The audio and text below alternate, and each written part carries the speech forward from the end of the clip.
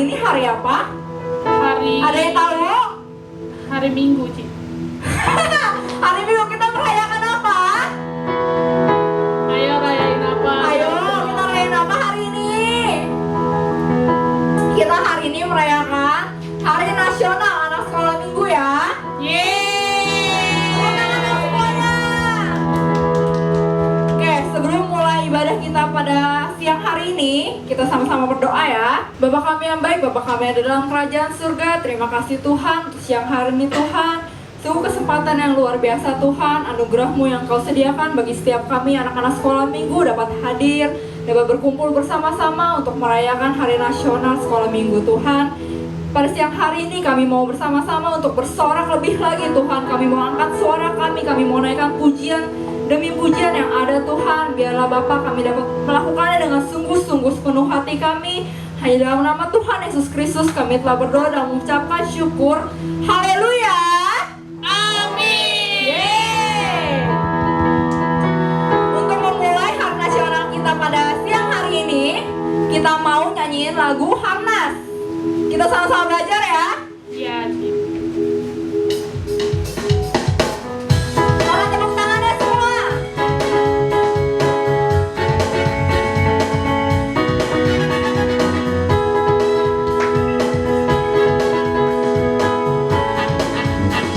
Sama-sama katakan, tampillah maju, tampillah maju.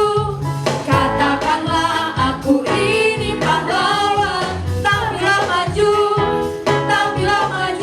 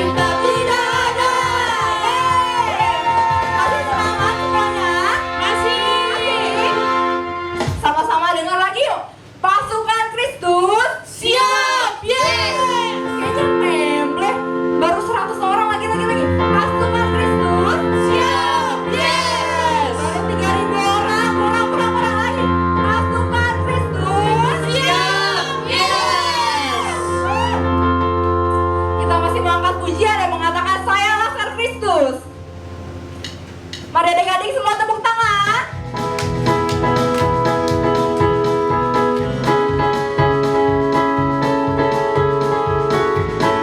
Bisa semua ya lagunya ya, dimanapun kalian berada, sama-sama gerak ya, kita nyanyi buat Tuhan. Saya bukan pasukan berjalan, pasukan berkuda, pasukan menembak. Saya tidak menembaki musuh, tapi saya laskar Sama-sama ulang, saya bukan pasukan berjalan. Saya bukan pasukan berjalan, pasukan berkuda, pasukan menembak. Saya tidak menembaki musuh, tapi saya laskar Kristus. Mana suaranya?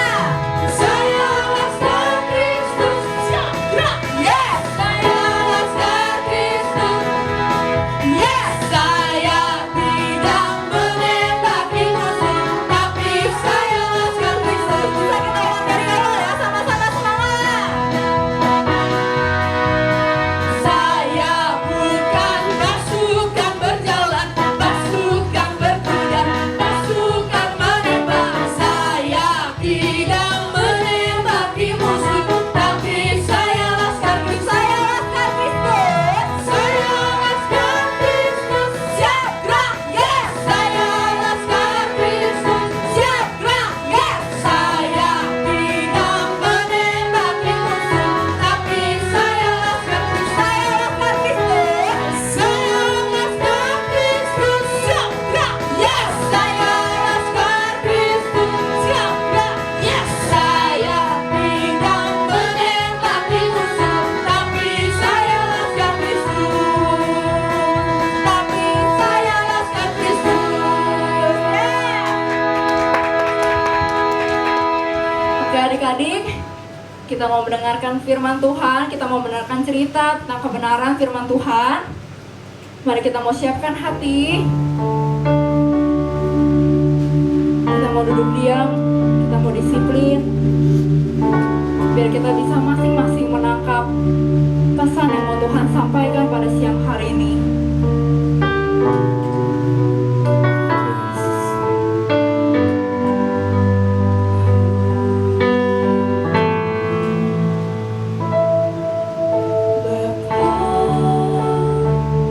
Besar sungguh kasih setiamu, nyata sungguh perlindunganmu.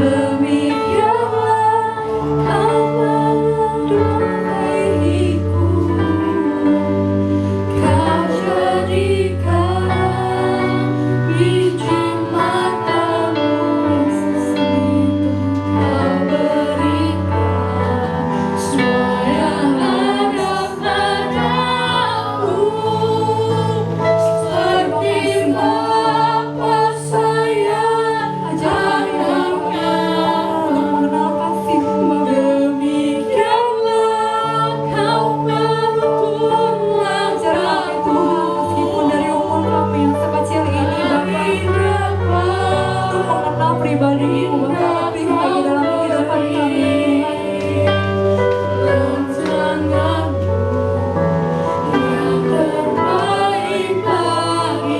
Seperti Bapa,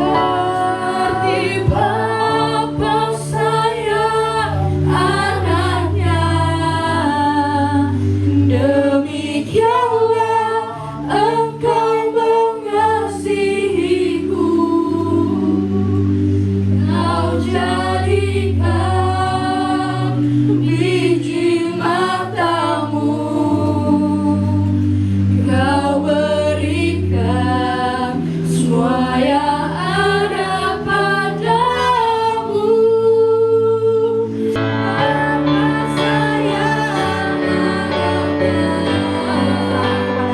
demikianlah Engkau mengasihiku. Kau jadikan biji matamu, Kau berikan semua yang ada padamu. Seperti Bapa sayang anaknya, demikianlah Kau menuntun langkahku. Hari depan hingga Kau beri rancanganmu yang terbaik bagiku.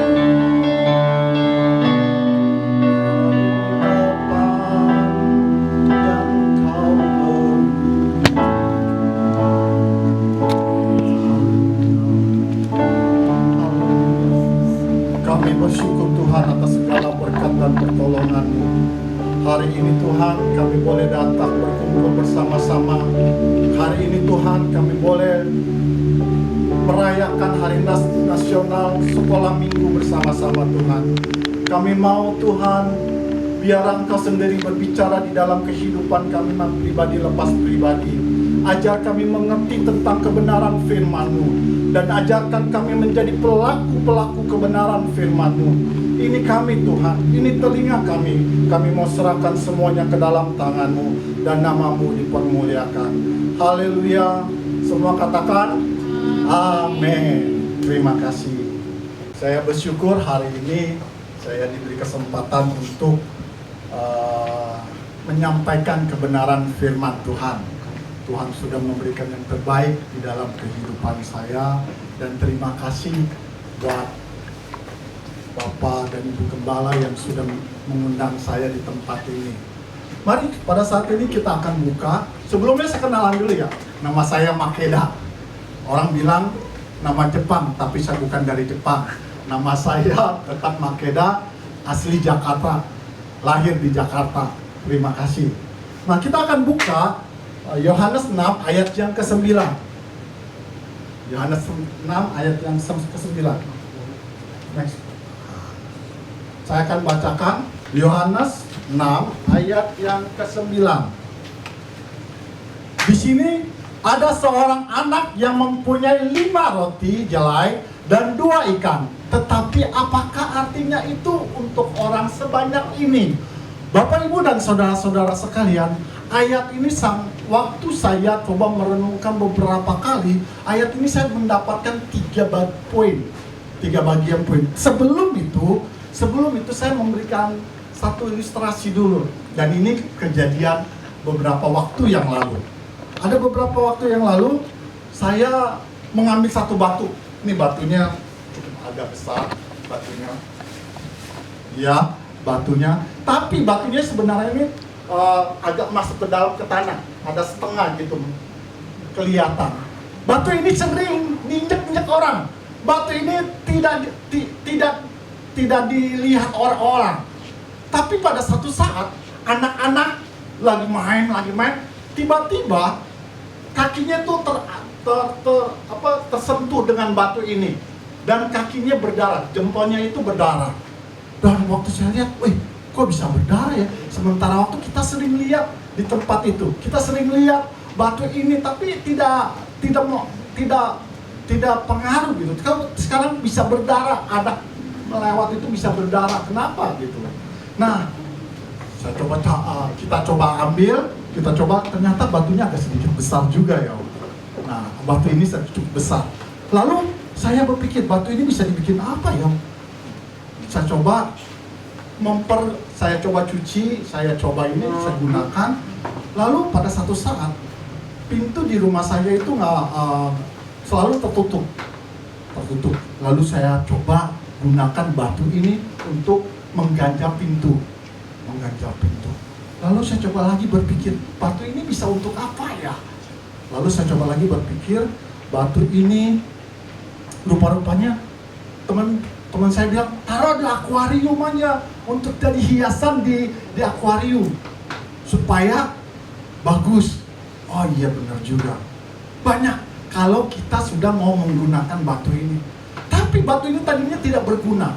Bapak, Ibu, dan saudara-saudara sekalian, ayat ini mengatakan, di sini ada seorang anak yang mempunyai 5 roti jelai dan 2 ikan, tetapi apa artinya untuk orang sebanyak ini? Yang pertama saya mendapatkan adalah jangan mengecilkan atau meremehkan hal-hal yang kecil. Bapak, Ibu, dan saudara-saudara sekalian, di rumah saya kejadian kebakaran. Kebakaran itu terjadi bukan karena tiba-tiba apinya besar. Tidak. Kebakaran itu terjadi karena api yang kecil.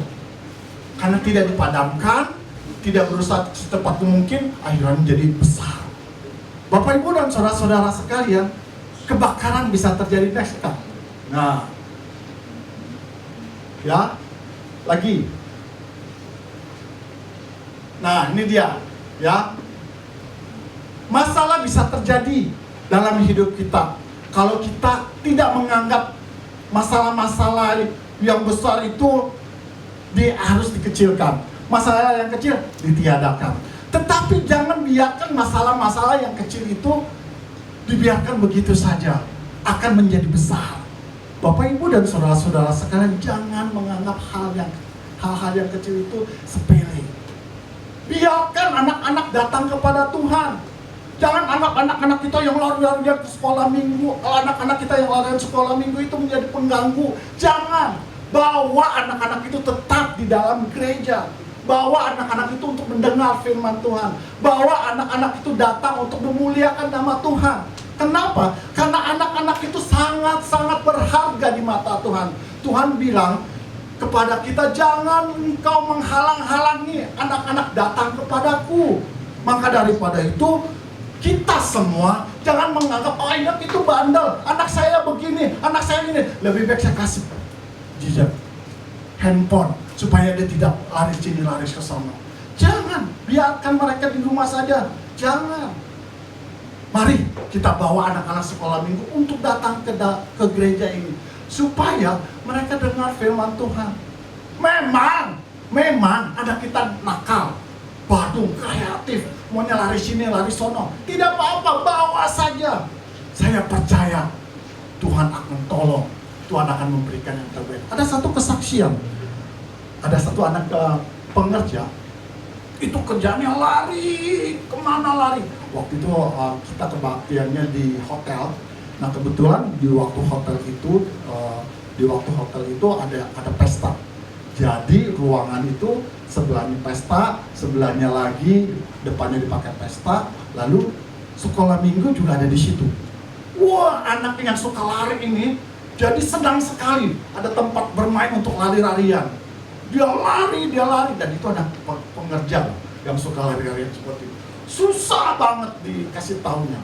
Sampai pada satu saat guru sekolah minggunya ketika dia lari, dikejarnya begitu rupa, sampai saking larinya begitu kencang, sama-sama kencang, guru sekolah minggunya jatuh, lalu benjol. Guru sekolah minggunya putus asa, nangis gitu karena jatuhnya, nangis gitu. Tapi dia tidak putus asa. Dia terus datang, dia terus tetap melayani, dia terus melakukan. Bapak, Ibu, dan saudara-saudara sekalian, anak yang dulu lari-lari, anak yang dulu yang ya kita bilang badung atau nakal, ternyata sekarang tidak nakal. Bahkan dia bisa menjadi berkat bagi lain orang. Jangan anggap kecil. Jangan anggap kecil anak-anak kita. Jangan anggap kecil anak-anak yang ada di dalam mereka di situasi yang seperti itu. Mari kita langkul bersama-sama. Hal yang kedua, janganlah mengatakan tidak untuk melayani. Next card. Ya, janganlah mengatakan tidak untuk melayani. Bapak Ibu dan saudara-saudara sekalian, kalau kita melihat dari ayat ini, mari kita lihat dulu sebelumnya Matius 14 ayat yang ke-13. Di sini dikatakan setelah Yesus mendengar berita apa yang Yesus dengar? Ada yang tahu? Berita apa yang Yesus dengar? Setelah Yesus mendengar berita itu, menyingkirlah ia dari situ dan hendak mengasingkan diri dengan perahu ke tempat yang sunyi. Dia mendengar berita apa? Berita Yohanes Pembaptis dipenggal kepalanya. Ada rasa sedih sebagai rekan kerja. Ada rasa tidak enak. Ada rasa sesuatu yang aduh, bagaimana sih? Ada rasa duka cita di dalam kehidupan Tuhan Yesus.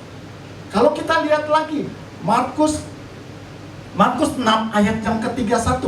Ya, saya tidak bisa lihat di situ karena terlalu jauh. Lalu ia berkata kepada mereka, marilah kita ke tempat yang sunyi, supaya kita sendiri dan beristirahat seketika. Sebab memang begitu banyak orang yang datang dan yang pergi, sehingga makan pun mereka tidak sempat. Begitu sibuknya, begitu luar biasa sibuknya dalam satu situasi. Jangan mengatakan tidak di dalam pelayanan itu. Tuhan Yesus sedih, Tuhan Yesus dalam situasi tidak enak, capek, lelah, luar biasa terjadi. Tetapi apa yang terjadi? Terjadi karena Tuhan Yesus memberikan pelayanan di dalam kehidupan orang-orang di sekelilingnya. Mujizat terjadi di sana. 5.000 laki-laki diberkati. Bapak, Ibu, dan saudara-saudara sekalian, kalau kita mau jadi kepala, kita harus belajar dari bawah. Nggak mungkin kalau kita tiba-tiba jadi singer yang jago-jago di sini, yang nyanyi-nyanyi yang luar biasa seperti tadi. Kalau kita tidak menggunakan kesempatan yang ada, betul? Mari kita gunakan kesempatan yang ada untuk melayani semampu kita. Nanti akan bertambah. Kalau kita mau jadi kepala, nggak mungkin bisa jadi kepala langsung. Harus dari bawah. Belajar, diberikan tugas yang kecil, diberikan pekerjaan yang kecil, supaya apa?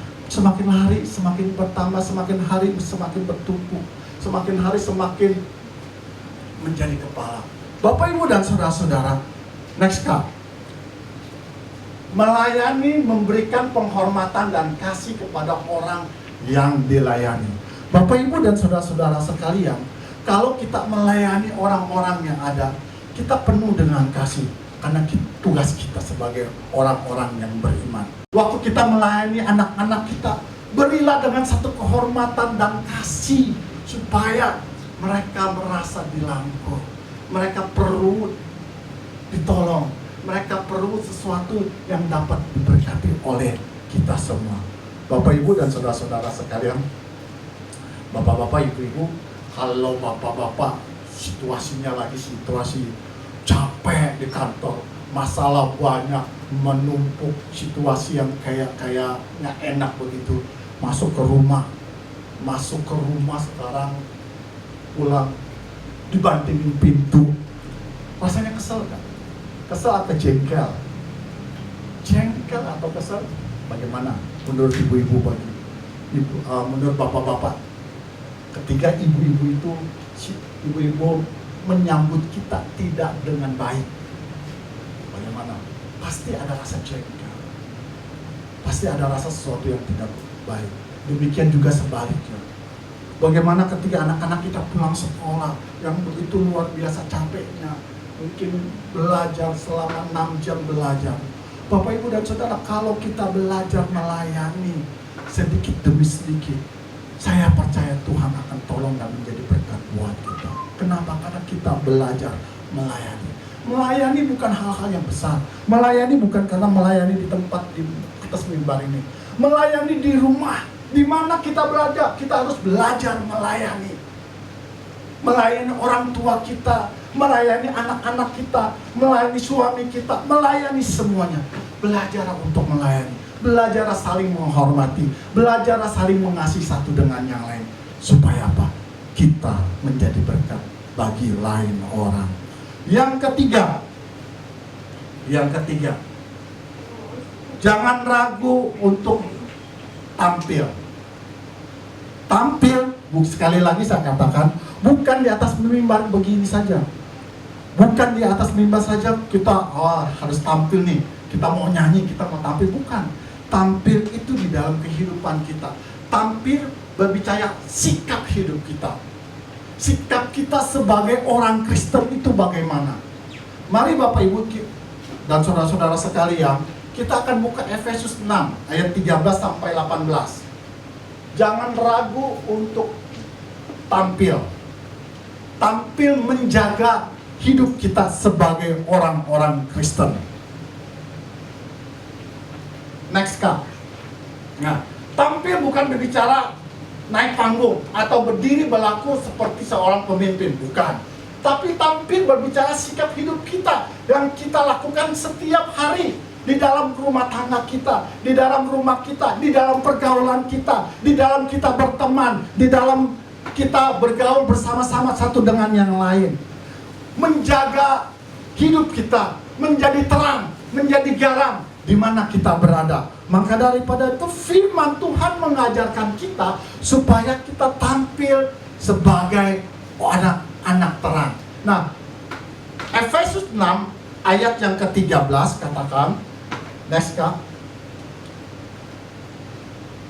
Nah, Efesus 6 lanjut Kak. Nah, Efesus 6 ayat yang ke-14 katakan, jadilah berdiri tegak dan berikat pinggang kebenaran dan berbaju ziarah keadilan.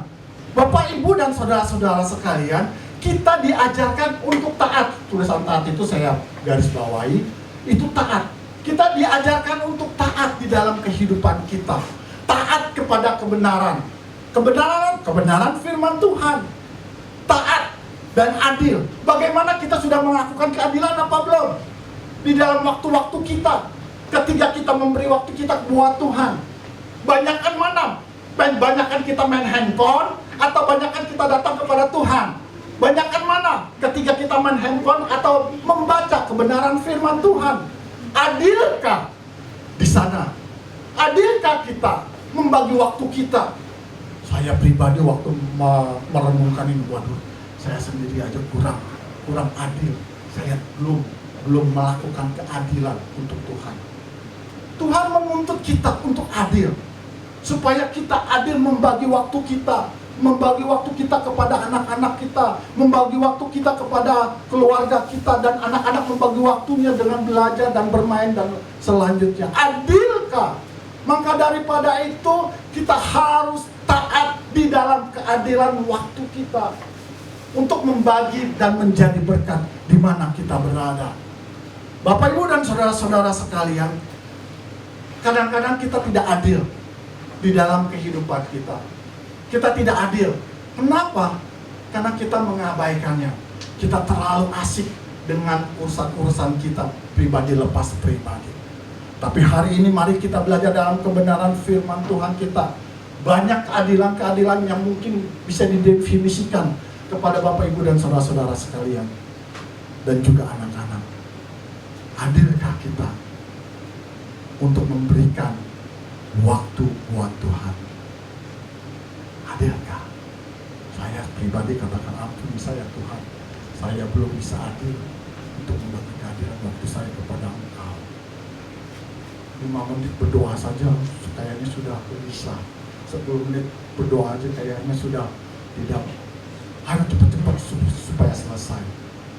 Tapi firman Tuhan mengajarkan kepada kita supaya kita adil membagi waktu kita kepada Tuhan.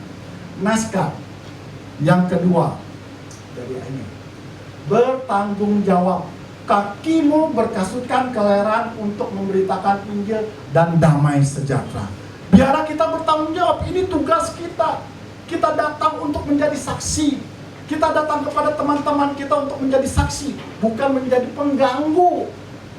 Ganggu teman-teman kita yang lagi sedang bermain, ganggu teman kita yang sedang asik-asik ngobrol diganggu. Jangan. Biarlah kita jadi bertanggung jawab supaya kita mempunyai terang, dan terang itu memberkati orang lain. Maka daripada itu tugas kita untuk bersaksi kepada teman-teman kita, menyaksikan kebenaran firman Tuhan, menyaksikan kehidupan kita yang sudah diubah oleh Tuhan, yang sudah mengenal kasih Tuhan, yang sudah mengenal kasih anugerah Tuhan di dalam kehidupan kita.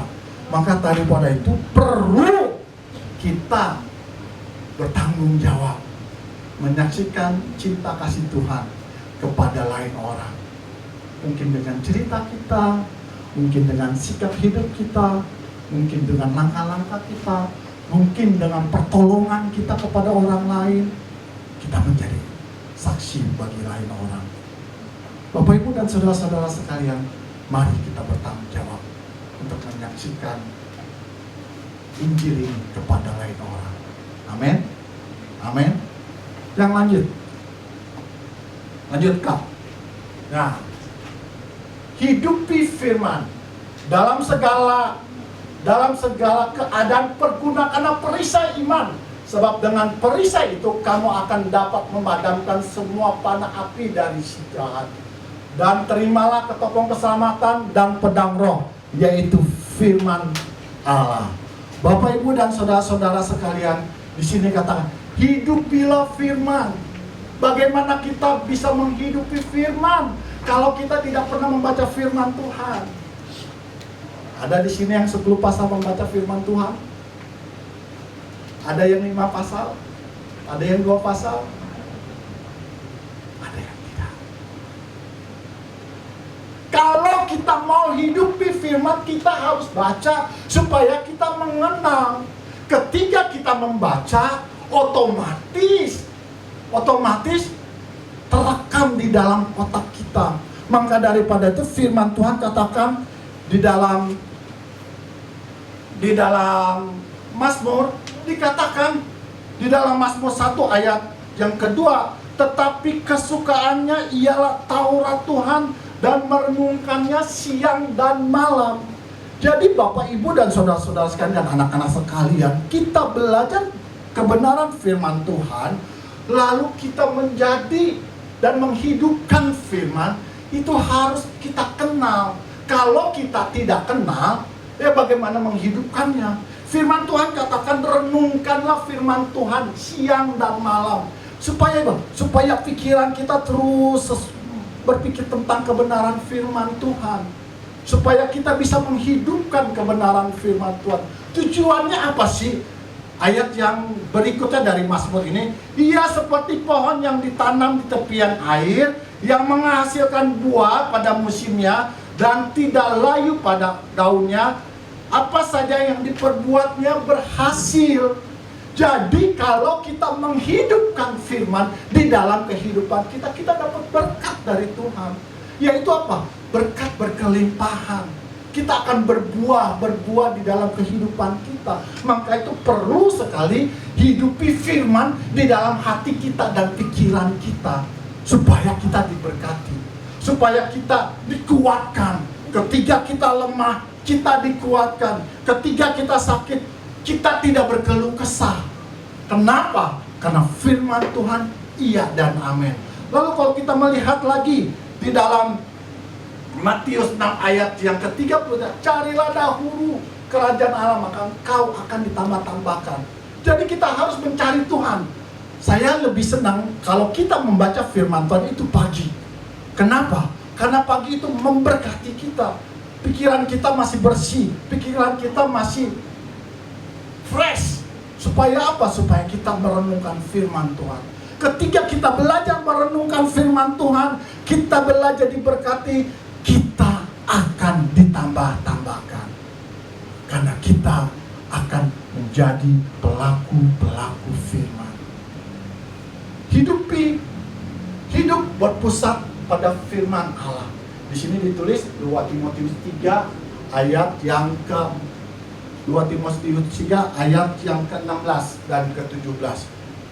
Firman Tuhan, tulisan yang diilhamkan adalah segala tulisan yang diilhamkan Allah memang bermanfaat untuk mengajar, menyatakan salah, memperbaiki kelakuan, untuk mendidik orang dalam kebenaran. Bapak, Ibu, dan saudara-saudara sekalian, firman Tuhan itu menolong kita untuk menyatakan kesalahan, untuk mengajar kita, untuk mendidik kita, supaya kita tidak terhilang. Bapak, Ibu, dan saudara-saudara sekalian, dan anak-anak sekalian, mari kita belajar membaca kebenaran firman Tuhan, supaya kita bisa hidupi firman Tuhan di dalam kehidupan kita. Saya akan memberikan satu ilustrasi. Saya ketemu satu benda ini pita kado. Saya ketemu waktu di jalan. Waktu di jalan ini segini nih, tapi waktu itu warnanya hijau. Ini warnanya ini. Saya ambil warna hijau itu, tapi ini tidak ada artinya. Betul nggak? Bisa Bapak, Ibu, dan saudara-saudara sekalian atau adik-adik dari pita ini membuat sesuatu? Bisa nggak? Apa itu kira-kira? Bisa nggak? Sulit. Tapi saya mulai berpikir, pita segini bisa jadi apa ya? Orang udah dibuang kok, nggak berguna. Tapi ketika saya menganyamnya, saya melakukannya, Bapak Ibu, bisa menjadi sebuah burung seperti ini. Ini burung ini. Dengan pita sekecil ini, dengan pita seperti ini bisa menjadi burung. Yang ini yang saya ketemu di jalanan, pitanya. Saya buat lagi burung lagi yang putih seperti ini. Jangan menganggap remeh, jangan menganggap kecil. Kalau kita serahkan hidup kita kepada Tuhan, Tuhan pasti memberkati hidup kita. Kalau kita memberikan sesuatu kepada Tuhan, pasti Tuhan juga akan memberkati kita. Jangan ragu untuk melayani kepada Tuhan. Apapun, sekecil apapun pelayanan kita, Tuhan tetap menghargai kita. Firman Tuhan, kalau engkau memberikan air minum kepada hambaku, engkau akan diberkati. Jadi berkat Tuhan disediakan buat kita kalau kita mau melayani dari hal-hal yang kita bisa.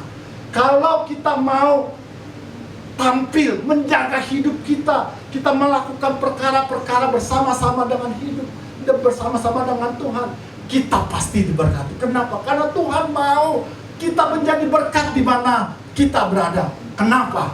Karena kita semua berharga di mata Tuhan. Baik Bapak, baik Ibu, baik anak-anak semua berharga di mata Tuhan. Tuhan tidak pernah menganggap kecil semuanya. Tuhan tidak pernah menganggap kecil apapun yang diberikannya. Tuhan selalu menghargai perbuatan kita untuk kemuliaan bagi nama kita, namanya. Bapak, Ibu, dan saudara-saudara sekalian, mari kita datang kepada Tuhan. Kita serahkan hidup kita. Kita menjadi pelaku kebenaran firman Tuhan. Kita baca firman Tuhan, biar pikiran kita, hati kita diubahkan menjadi serupa dengan Kristus. Terus diperbarui supaya kita memberkati orang lain karena kemuliaan bagi nama Tuhan. Amin, Bapak, Ibu, dan saudara-saudara sekalian. Amin untuk anak-anak sekalian. Engkau sangat berharga. Anak-anak, engkau sangat berharga di mata Tuhan. Bapak-bapak sebagai iman, engkau berharga di mata Tuhan. Ibu-ibu sebagai penolong, engkau sangat berharga di mata Tuhan. Karena Tuhan mau kita menjadi berkat.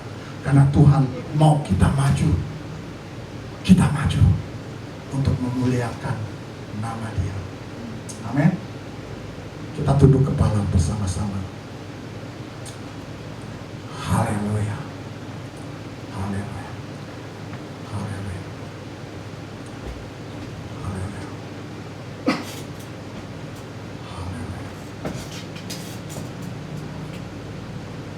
jangan menganggap remeh dalam setiap perbuatan kita. Ketika kita menyerahkan segala sesuatunya kepada Tuhan, Tuhan bisa melakukan segala perkara.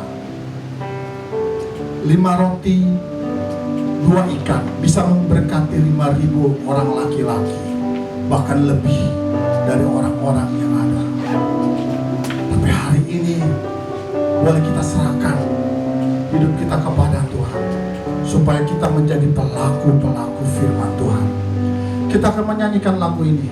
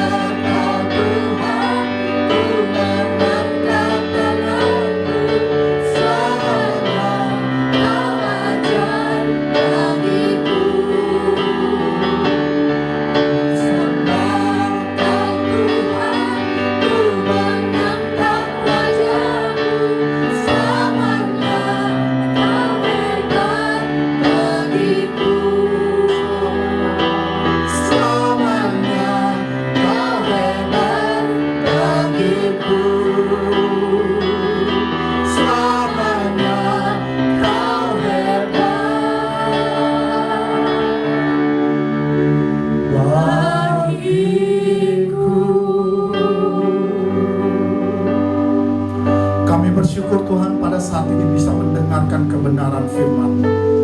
Kami mau Tuhan adil kepadamu Tuhan. Ajarkan kami adil Tuhan, membagi waktu kami kepadamu. Ajarkan kami tampil beda Tuhan, di mana kami berada. Baik anak-anakmu di sekolah, baik anak-anakmu dalam pergaulan, baik bapak-bapak dan ibu-ibu dimanapun berada di dalam kantor. Biarlah kami boleh bersama-sama menjadi terang di mana kami berada, supaya kami bisa tampil beda, kami bisa tampil maju, memberitakan kebenaran firman-Mu. Tuhan, ini kami, pakailah anak-anak-Mu, pakailah anak-anak-Mu, pakailah hamba-hamba-Mu, pakailah guru-guru sekolah minggu, pakailah semua kami di tempat ini untuk kemuliaan bagi nama-Mu. Kami serahkan hidup kami serahkan pikiran kami serahkan hati kami. Bapa yang ada dalam kerajaan surga, apabila hidup kami tidak berkenan kepadamu, segera tegur kami Tuhan, supaya kami boleh kembali kepadamu dan memperbaikinya. Kami minta pengampunan yang daripadamu Tuhan. Apapun yang salah, kami ingin memperbaikinya. Hari ini Tuhan, kami diberkati oleh kebenaran firman-Mu. Terima kasih Tuhan. Bapa yang ada dalam kerajaan surga, terpujilah Engkau memberikan yang terbaik di dalam kehidupan kami. Terima kasih Tuhan. Di dalam nama Tuhan Yesus kami bersyukur dan mengucap terima kasih. Haleluya. Amin. adik-adik, tadi kita sudah memuji Tuhan dan kita sudah mendengarkan firman Tuhan yang dibawakan oleh Kak Makeda. Biarlah firman Tuhan tertanam dalam hati kita, karena ini adalah Hari Anak Nasional Sekolah Minggu. Biarlah kita maju terus pantang mundur. Tiba saatnya kita akan mengakhiri ibadah kita. Kita akan berdoa. Bapa kami dalam surga, kami mengucap syukur dan terima kasih ya Bapa buat kebaikan yang Tuhan berikan pada kami. Sungguh Engkau luar biasa Tuhan. Dan ya Bapa, kami anak-anak ini Tuhan, kami boleh terus semakin dekat kepada Engkau. Terus kami maju, pantang mundur Tuhan. Biarlah ya Bapa, kami bersama dengan Engkau, kami melewati apapun yang menjadi rintangan dalam hidup kami Tuhan. Kami menyerahkan ya Bapa ke dalam tangan-Mu anak-anak ini, ke dalam tangan-Mu Tuhan. Biarlah terus Engkau akan memberkati mereka Tuhan dimanapun mereka berada. Terima kasih ya Bapa, di dalam nama Tuhan Yesus kami mengucap syukur dan terima kasih. Haleluya, amin. Sampai jumpa lagi adik-adik. God bless.